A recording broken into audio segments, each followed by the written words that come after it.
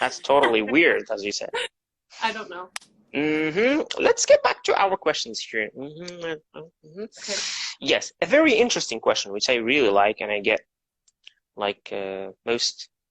How can we learn grammar and use it in our daily, let's say, daily lives, like speaking and reading skills? Like, how can we use it? Some people, they learn grammar. They are my students. Speaking about my students where I teach, my students are great when it comes to doing exercises related to tenses, the grammar. They are great. But when it comes to speaking, you can't see that they're using what they have learned in what I taught them. Like if I teach them the verb to be, well, they can't use the verb to be when they speak, or they make mistake at least. How can we do this? How can we use grammar in speaking and writing? Yeah, so I think they need to be encouraged to speak more, and like accuracy comes with time. So it's great that they're even trying to speak. They just need to be using it more. So more drills, more practice. Because it sounds like your students are beginner if they're learning the be verb. They're beginner students. So it's just going to take a little bit longer. Now, the be verb is just was just an example, speaking in general. Like you can apply it to all the grammar, like present perfect continuous, conditionals, anything like. Yeah, sure. Okay, so yeah, just practicing lots and lots of speaking. I incorporate a ton of speaking because what they need to do first is develop that fluency, and then the accuracy comes with time, because they are building that knowledge, but they just need to keep speaking. Yeah, so I just want to thank this, my friend Ahmed al-Bakari, because he was the brilliant one who discovered the problem of the TV. Yeah, he's an intelligent man. Yeah, he's actually he's smart. Talk a lot. He's a really cool guy, actually. Yeah, so that is great. So yeah, this question here, I think, what is the difference between the IELTS? I think he means the IELTS, IEL, and the TOEFL. Yeah, so they're. I think you mean TOEFL, not TOEFL, TEFL. Yeah, teaching English is a foreign language. TOEFL. Yeah, TOEFL. Yeah, right. So it just depends on where it's. They're both English tests, English proficiency tests. Depending on which university you want to go to, which country you want to immigrate to, they're going to maybe accept both, or they're going to accept one or the other. Here in Canada, the IELTS is much more common than the TOEFL. Some universities will accept the TOEFL, but for immigration purposes, we don't accept the TOEFL. Yeah, it's the IELTS test, or we have another test called CELPIP. Yeah. I think even in Europe, they ask for the IELTS, not the TOEFL. Yeah, right. The TOEFL is really, I think, more popular in the United States. A lot of my teacher friends who live down there, they teach TOEFL. Yeah, I see. Yeah. Oh, this is nice. Let's get. Yes. What's the average of days do people usually need to prepare for the IELTS exam? I think that's. Yeah, that's a really good question.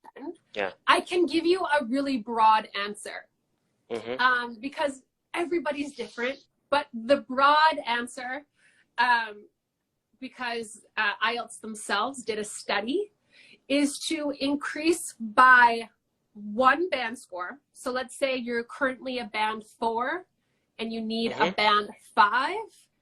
It's going to take you about 200 hours of study time. 200 hours. So it's a lot of time, right? Yeah. So you want to be, if you are, let's say you're currently a band 4, and you plan on taking your test in 6 months from now, start studying now. It's a good idea for you to start studying now. Because it's already late. Yeah. Yeah, it takes, again, 200 hours of studying And this is broad, this is generalization. For some people, it takes longer. For some people, it takes less time. But it's about 200 hours. It depends also on the person, maybe. Some people, they learn like very quickly. Some people, they are, learning styles. Some people are very talented when it comes to languages. Some people struggle a bit more, and that's fine. You know, just everybody takes a little bit longer, but generally 200 hours. But I think also even the students you may teach, you find like different levels. You find some students like they're already like fluent a bit. You just need some writing to work on some writing. Others they are good in writing and bad in speaking. So it's different levels. So you get to deal with different levels. Exactly. How do you solve that? Do you work one-to-one? Do you work one-to-one classes? I work one-to-one as well as group classes. Yeah, and how do you manage group classes? Do you put like all people together, all levels, or try to categorize? I don't put all levels together. So my group classes right now are for band 6.0 plus. So in order to join the class, you should already be an advanced speaker, fluent speaker. Yeah. All right. Nice. So.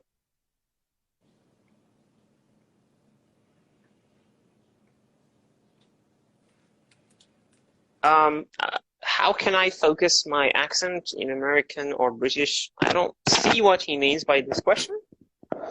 How can I focus my accent? I think he means like, what should I choose or something? Should I focus on American accent or I focus on a British accent? Focus on clarity. Again, I don't prescribe to like learning one accent or the other.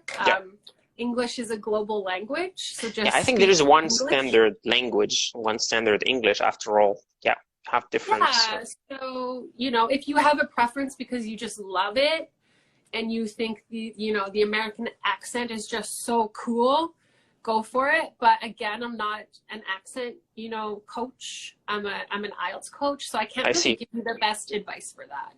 No, just about the IELTS. Some people they start listening to content like British content. Others they listen for listening. Yeah. Yeah. So another thing I love about the IELTS test is you're going to encounter not just an American accent or a British accent. Yeah. You're going to encounter a variety of accents. So again, it is a global language, and the test is supposed to English teacher Leon, American because I'm American. Okay. Yeah. Nice to meet you, teacher. Thanks for. So again, you're going to probably come across a South African accent, an Australian accent. Yeah. Irish accent. There's Scottish accent a lot as well. So it's all. You get to deal with all of them. Yeah. Yeah. So what you need to do is you need to develop your ear, develop your listening, because people think certain accents are really hard. And even for native speakers, sometimes it's hard for them to listen to a different accent. Yes. It's because you haven't developed your ear yet.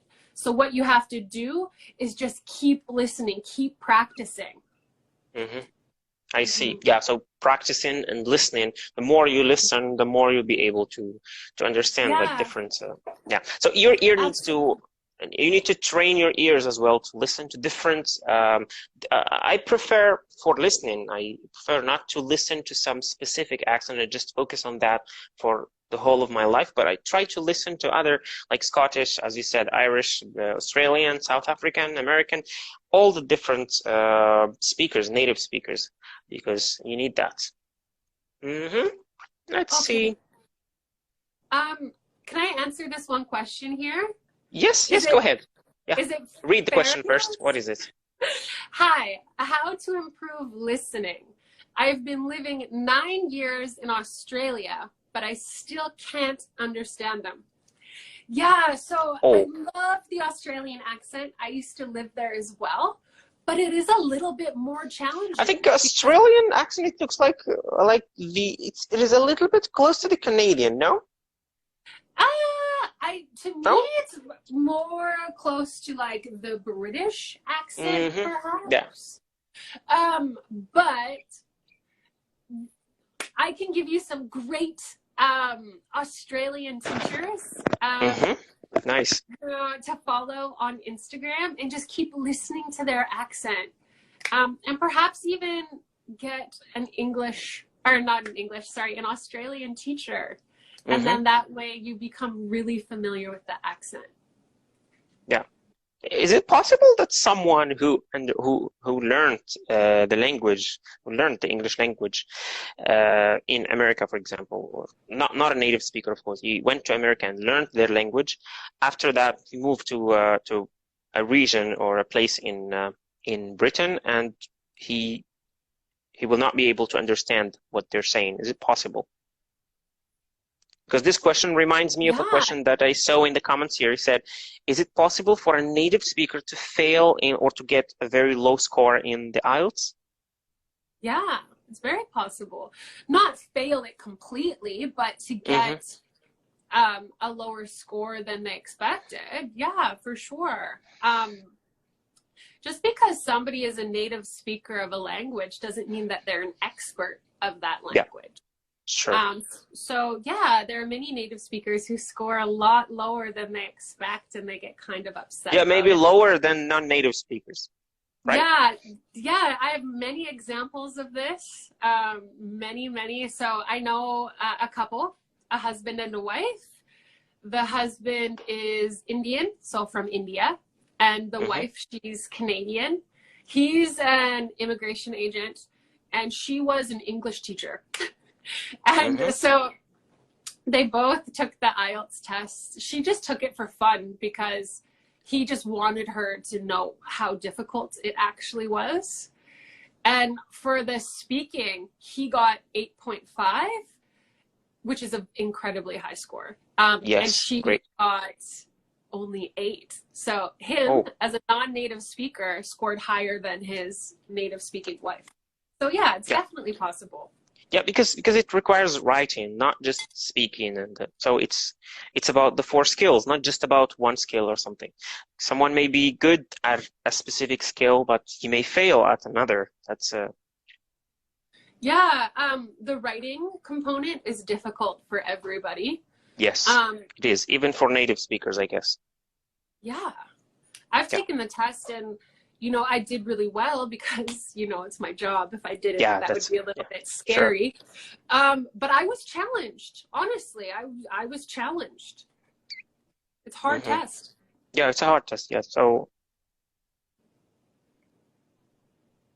okay. Let's see.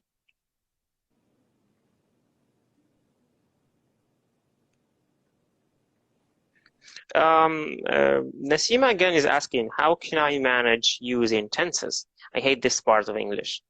Tenses is our major problem or a major challenge in English, because the tenses as they are in the English language, they may not be the same in French, they may not be the same in Arabic. So this difference of languages is what creates this problem. When you move from your own language to the English language, you find different system, so you get confused. So how do you work with your students, like help them dealing with the tenses? Yeah, so it's always just reminding them. I'm big on gestures, so when they're speaking, and it is really common, it's a common problem, Nasima, so really don't feel bad about that. It's very common. So when they're speaking about the past, they'll be using the present tense, so I'll just be like reminding them, or you just do like this, I always go like this, go back. Yeah. And then they get it. Again, it's first focus on that fluency. And then when you have your coach with you reminding you, okay, throw it in the past, that accuracy builds. It builds over time. So it's just a lot of practice. A ton of practice. A ton of practice, yeah. You have to practice more and more in order to get the fluency you want. And it's okay, as you said, to make mistakes in tenses. It's totally acceptable, especially if you're not a native speaker. That's okay, because tenses are usually they are confusing, especially like when you speak about the past or the present perfect. That you need more practice to get them right. You need time for that. Absolutely. So don't worry, guys, about tenses. It's a major problem, even for here in the United States. I've had a conversation with an American teacher, and he said, like, you know, in America, people here, it's normal that they say he do, not he does. It is normal to them. It's not a problem. Yeah, so perhaps that's Ebonics. Yeah. So like Black English. They have a totally different set of grammar rules. So yeah. Yeah. I use ain't instead of doesn't or haven't. I use ain't. Yeah. Yeah. Yeah, some reasons.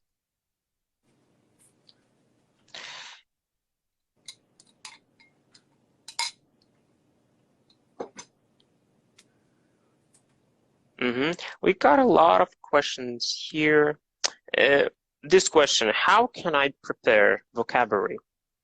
Yeah, vocab is huge for the IELTS. It's a huge. Super, it's important. Super, yeah, very important. Yeah. So what I suggest you start building the most, rather than these like really strange, obscure academic words, rather than doing that, start building your phrasal verbs, start building your idioms, your word pairs, and stuff like that. I suggest keeping 3 notebooks. One notebook for phrasal verbs, another for idioms, and then another for collocations. Every time you learn an interesting new vocabulary, try vocabulary word or phrase, try creating sentences that are true about you and your life. And that's how our brain likes to remember vocabulary. Context. Yeah, for sure. Yeah. I insist on this. Excuse me to interrupt. I insist on this, like linking the words you're learning to a specific context, because our brains, they don't remember like separate words. Like some people, they take lists of words and they try to memorize them, maybe, or to put pressure on themselves so that they can have them in their brain. But after all, they end up forgetting all those vocabulary. Why? Because they are not linked to anything in your brain. Just if you link your word or the vocabulary you're learning to a sentence, as you said, if you link it like to your everyday life, surely you will have these words and you will get them stick into your mind. That's yeah, I totally agree. Like there's 2 problems with just learning like word lists, and a lot of students like to just translate. So they'll learn something like, you know, they think that's a fun word in English, and then they'll. How about translation? Do you recommend translation? Oh, absolutely not. Yeah. At no level should a learner be learning the language through translation, even beginner level. No, because I have a different vision about this. Like for beginners, I kind of like tolerate this for some beginners. Especially, they ask me about movies and they say, "Can we watch movies with if we want to practice listening? Like, can we watch movies with Arabic subtitles with my language, like in the subtitles?" I say, "Yes, as a beginning, yes, so that you because keep yourself like motivated, because they will not understand anything." Yeah. But then they're not really like listening. They're just enjoying a movie, right? Because I don't see how they could be learning the language while watching it through their language. You know what I mean? And you're not really learning English. You're just enjoying a movie. Yeah. You're having fun. You're watching the movie. Yeah. It's different than learning. It's different than it's totally different. Yeah, you should be doing one thing actually. But I prefer to do these 2 things at the same time, like learning and having fun. Why not? Exactly. And if you love the language and you want to go ahead and like watch, I do that in French, right? Because I'm still not perfectly fluent in French.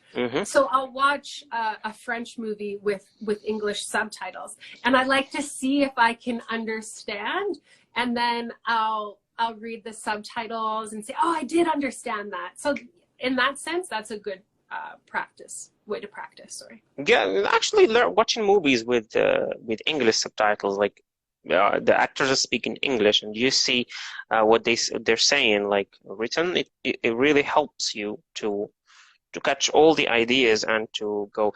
This drives me to a very important question that I usually ask. Let's say 60% of my students or of the people who talk to me on Instagram, they say my problem is that I understand like 90% of what people are saying in English, or even when native speakers, I understand them. But when it comes to speaking, I just fail. I just can't speak for 5 minutes like straight. And What's that the makes problem? sense, right? Like if you think about it, if you think about the time that a learner spends listening, they probably spend too much time. Not too much time. You can never spend too much time, in my opinion, but they don't spend enough time speaking. And it's probably because they're self-learning, which is amazing. But at the same time, you need to get that speaking practice in there, because what you don't have is fluency. Because you haven't practiced enough. You haven't spoken enough. So get a teacher to talk to. Yeah, if you like, it's like you have to do what you need. You have to do more what you need. If you feel that you need fluency, that you need speaking, then you have to spend enough time, as you said, speaking. If you feel that you need understanding and listening, you have to listen more. That's it. So if you don't spend enough time speaking, don't expect to speak like just by listening. It's nearly impossible. Yeah. For sure. Same thing goes for writing. Some people, they never write, and when they want to write something and they fail, they say, well, why can't we write? We can speak. Why can't we write why can't we write in a good way? Well, because you don't practice writing. You never write. Try writing essays, try writing short paragraphs, write about your daily routine, do some practice. That's the key, in my opinion. Absolutely. We still get like 7 minutes left.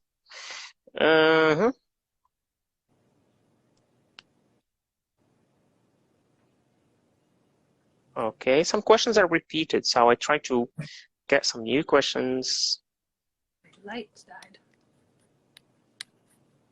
Well, feel free to answer any question you see in the comments and you want to, because I'm going through the questions I received in the question box, not looking at the comments, guys.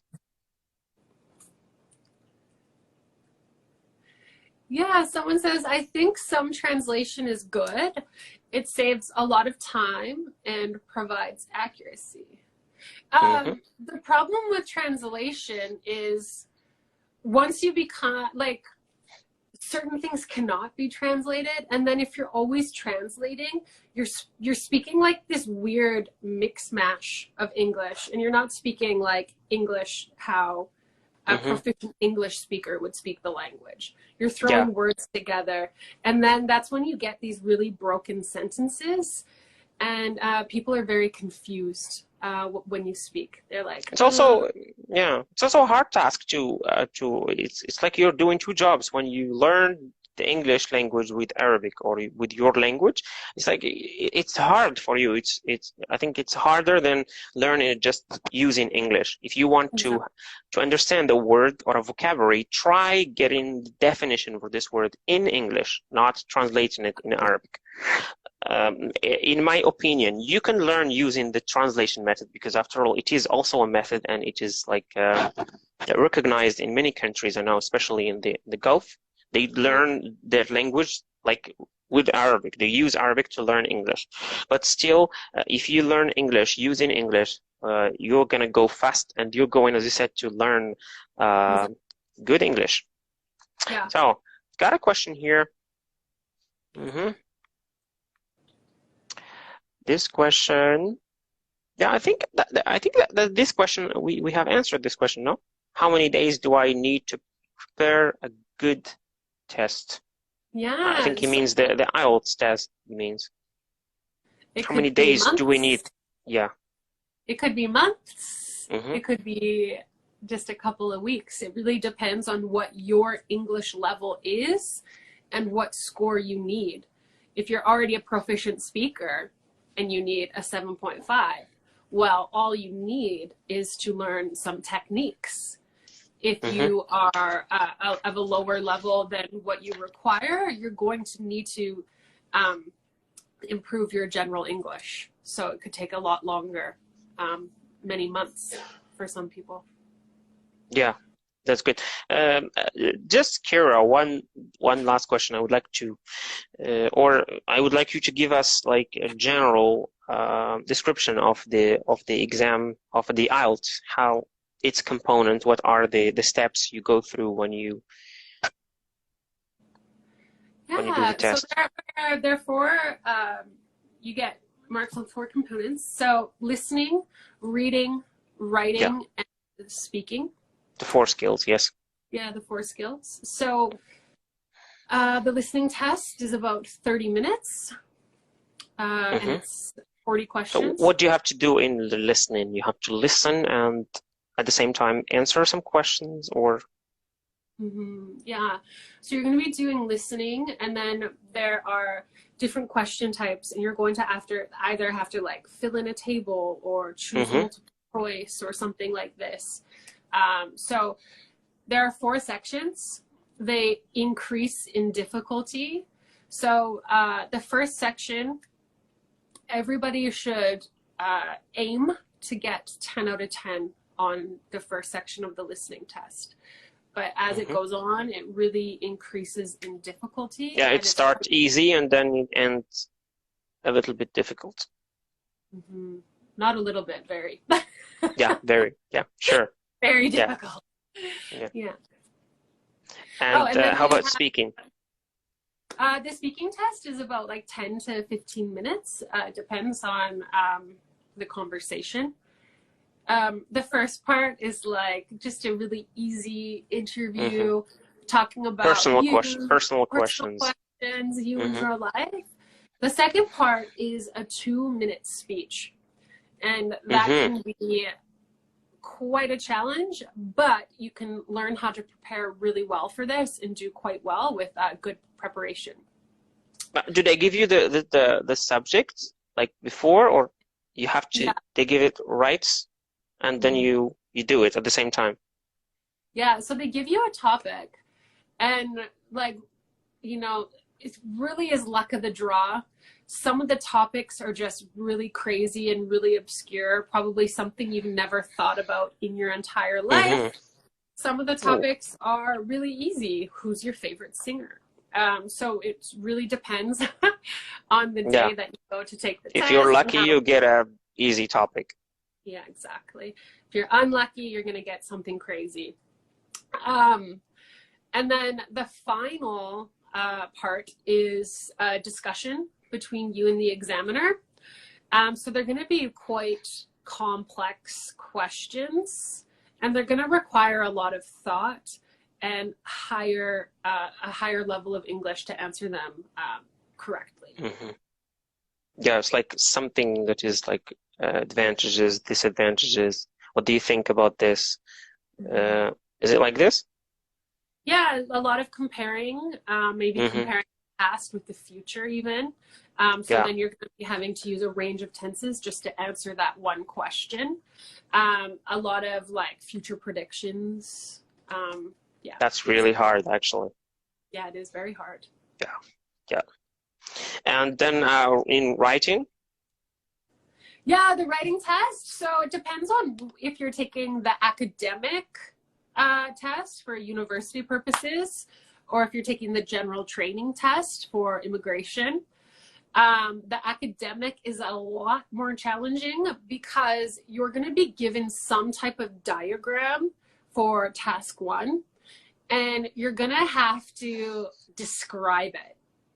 And it can be really hard because what you have to do is you have to analyze the diagram and pick out like the trends and the key features. And this can be quite challenging. That's really challenging. It is. It's very hard. And then the second task is an essay, usually an opinion essay, but it could also be like, you know, a problem and solution essay or something like this. So that's 250 words, so it's twice as long as task 1. And the reason why a lot of students struggle with this is because they don't actually know what the IELTS criteria is. If you're preparing for the test on your own, make sure you really understand the IELTS criteria and what it's asking you for. And then there's the general training. The difference is task 2, the question's probably going to be quite a bit easier. And then task 1 is going to be a letter rather than... You write a letter. Yeah. Yeah, So I see. like, So it's quite challenging. And how about reading? Do they include it, or is it separated, or? Yeah, so the reading tests are different as well. The academic test is, I would say, twice as hard as the general training because they're using academic passages for the academic test. So just really, really complex passages about vocabulary that you've never heard before. Yeah, exactly. Even for me, when I took the test, I was like, what? It's really challenging. Yes. And then for the general training, it's going to be like advertisements and stuff that you come across on a regular basis, on a daily basis. Like in general, that's in general. Yeah, just, you know, the normal stuff. Someone's asking here, are the tests, the interviewers the examiners who speak to you in speaking, are they native speakers, or just could be anyone who's certified to do that? Yeah, just as long as they're certified by the IELTS testing center that you go to. No, they do not have to be native. Yes. Nice. So, Kiera, it's been like nearly 1 hour talking to you, and it's been a great pleasure to me and all the guys here interacting.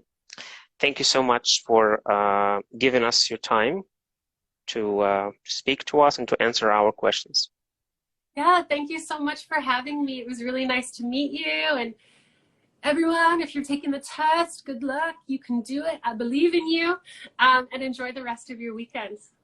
Thank you. Thank you so much. And the guys, go and check Kiera's account. Go follow her, and she's creating also great content, lives. Thank you so much. And I'll see you in another live. This live is going to be saved, of course.